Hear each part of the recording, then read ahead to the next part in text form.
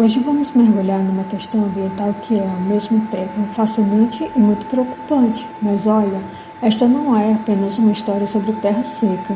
No fundo, é uma história sobre pessoas, sobre desigualdade e, acima de tudo, sobre sobrevivência. Vamos desvendar isso juntos. Essa é a realidade, e é uma realidade bem dura. Pensem bem, não estamos falando de um deserto natural que existe há milhares de anos. Estamos falando de um processo, de uma degradação que está a acontecer agora. Uma ferida que se alastra pela paisagem. E onde isso está acontecendo? O epicentro dessa crise tem nome, é a região do Seridó. É um território que abrange 54 municípios, dividido entre 2 estados do Nordeste, o Rio Grande do Norte e a Paraíba. Essa área é, inclusive, considerada um dos núcleos pilotos de desertificação no Brasil. Agora, prestem atenção na definição oficial da ONU. Ela não fala só de solo, de plantas, de ecologia. A parte-chave é que a desertificação corrói a capacidade de sobrevivência de uma comunidade.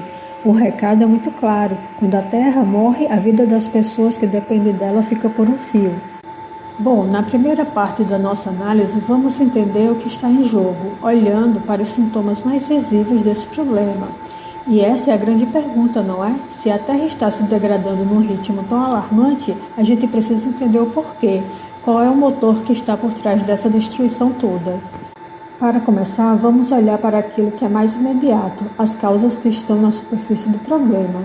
E o que a gente vê de cara são o que os especialistas chamam de pressões, que são o superpastejo, a extração sem fim de lenha e práticas de agricultura que não são adequadas para aquele solo.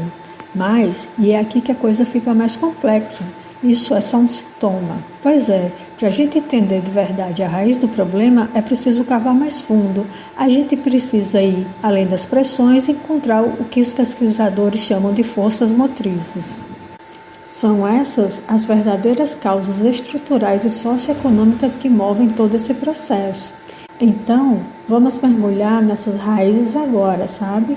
A cada raiz que desenterramos revela uma causa concreta do avanço do deserto no Seridó. A primeira força motriz é a imensa desigualdade na posse da terra. E olha que curioso, de um lado da região, no Rio Grande do Norte, o problema são os latifúndios, propriedades gigantescas na mão de poucas pessoas.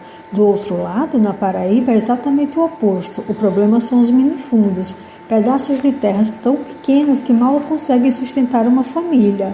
Agora, olhem bem para este número, 32. Parece um número pequeno, mas o que ele representa é gigantesco. Exatamente. Em um município inteiro, Currais Novos, um grupinho de 32 proprietários controla quase metade da terra. Essa concentração absurda força uma exploração exagerada em todos os lados, tanto nos latifúndios, com o superpastejo, quanto nas áreas menores, empurrando as pessoas para terras cada vez mais frágeis. A segunda força motriz é a pobreza rural. Este gráfico é muito claro. Ele mostra a porcentagem da população do campo que vive abaixo da linha da pobreza. Reparem como no Seridó da Paraíba, onde os minifúndios dominam, esse número passa de 60%. A ligação é direta e devastadora. Para que a pobreza não seja só uma estatística fria, olhem para este valor, R$ 39. É algo quase inimaginável. Em São Vicente do Seridó, quase 300 famílias precisam sobreviver com essa quantia por mês.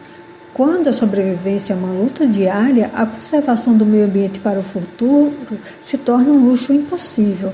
As pessoas são forçadas a tirar o máximo da terra hoje, mesmo que isso signifique destruí-la para o amanhã.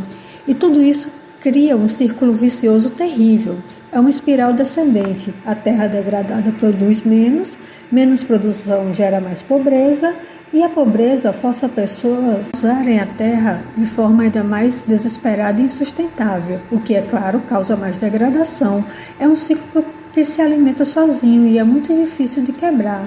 E vamos para a terceira força motriz, que está ligada a esta porcentagem, 35%. Sim, o analfabetismo. Em algumas partes do Seridó, mais de 1/3 da população adulta não sabe ler nem escrever. E aí fica a pergunta, não é? Como se pode adotar novas técnicas sustentáveis, entender um alerta sobre o clima ou lutar por políticas públicas melhores quando a educação básica é negada para tanta gente? Depois de entender as raízes desse problema, a gente se pergunta, e aí, como se resolve isso? A resposta, como vamos ver, não está apenas na Terra, mas principalmente nas pessoas.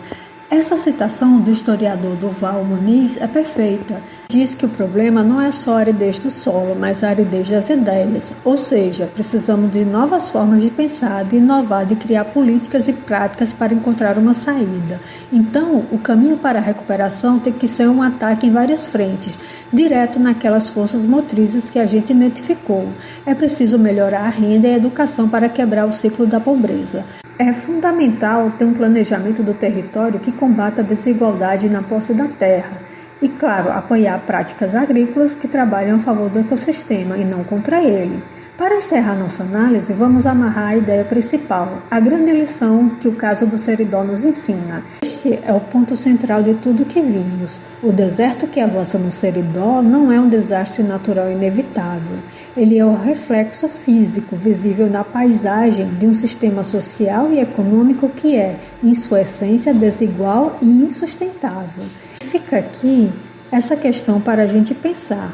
Quando olhamos para uma paisagem degradada, talvez o que a gente esteja vendo, na verdade, seja um espelho das nossas próprias injustiças sociais. E, se esse for o caso, curar a terra pode exigir, antes de qualquer outra coisa, que a gente comece a curar a nossa sociedade.